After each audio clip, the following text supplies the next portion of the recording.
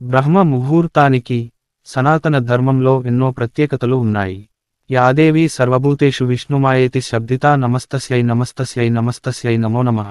కశ్యప బ్రహ్మ వినతల తనయుడు అనూరుడు సూర్యుని సారథిగా పుత్రుణ్ణి చూడాలన్న కోరికతో వినత తన అండం ముందుగా పగులగొట్టి సగం శరీరం ఉన్న అనూరుడిని బయటకు తెచ్చింది.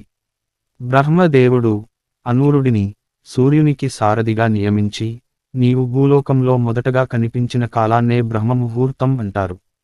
ఈ సమయంలో గ్రహాలు నక్షత్రాలు ఎటువంటి చెడు చేయలేవని వరమిచ్చాడు. ఒక పనిని ప్రారంభించడానికి ఒక సమయాన్ని అనుకుంటూ ఉంటాం, అలా నిర్ణయించుకున్న సమయాన్ని ముహూర్తం అంటారు.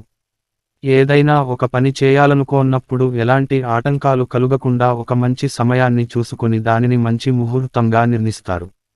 తెల్లవారు జామును సూర్యోదయానికి ముందు ఉన్న కాలం మంచి ముహూర్తం.